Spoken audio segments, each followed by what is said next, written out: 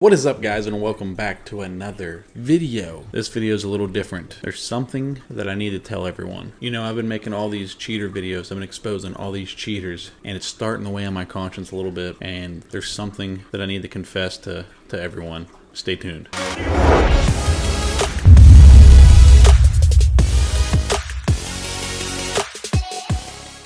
Alright guys, so like I said, there is something that I need to get off my chest, something that I need to confess to everyone. But before we do that, I want to show you guys the brand new Fitty Swimmer. This is my signature series swim bait, the Fitty Swimmer. I'm doing a little collab with Cascray. You can get these at cascray.com. They come in 6 different colors. This is the Turtle Possum, one of my favorites, but we got a bunch of other colors. We got Purple Monkey, Shad Daddy, Blanco, Shark Sugar, Electric Eel, and of course, Turtle Possum. I've already been out putting these things to the test, and so have a lot of other people, and they just freaking work. Look at that, guys. Kind of like a Kitech style swim bait, but a little bit different, a little bit more material backed by the paddle, so the fish don't bite the paddle off, and you know, they're a little bit more slender than a Kitech, but they freaking work. They're catching walleye, bass, sauger, just about everything. And again, you can get these at cascray.com. Use code 505010 to get yourself a sweet discount on your order. But all right, guys, let's get back on topic here. So guys, make sure you watch this video to the end so you can get a full explanation here. Like I said, there's just something I need to get off my chest. I've been making all these cheater videos. I've been exposing all these cheaters,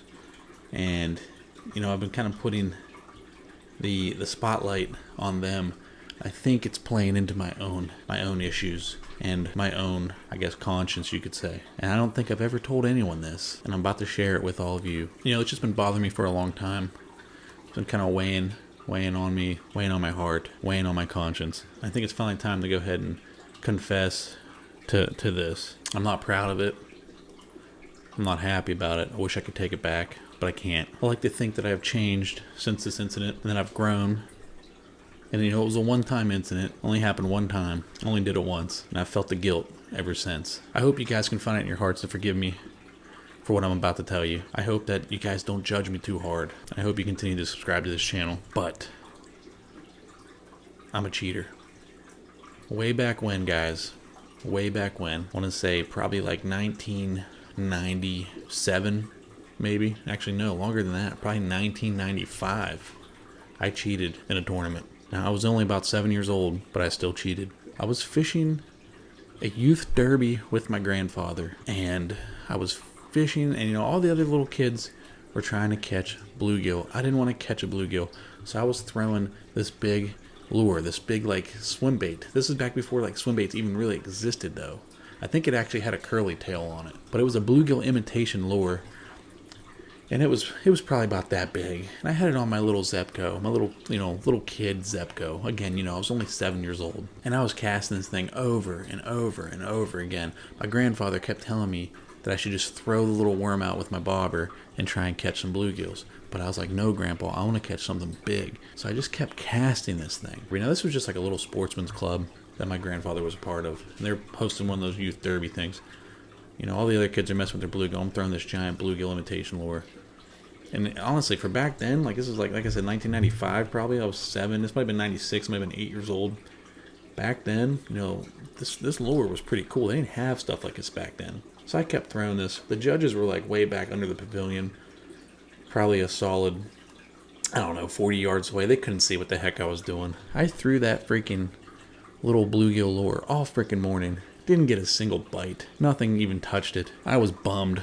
I felt beaten. I felt defeated. All the other kids had caught their bluegill. And I knew that there was no way in hell I was going to be getting a trophy because I didn't catch anything. Then to my surprise, when they presented the youth trophy, they presented it to me, and I didn't understand why. And then one of the judges said that they had seen me reeling in bluegill non-stop all freaking morning. And then it clicked in my little 7-year-old brain.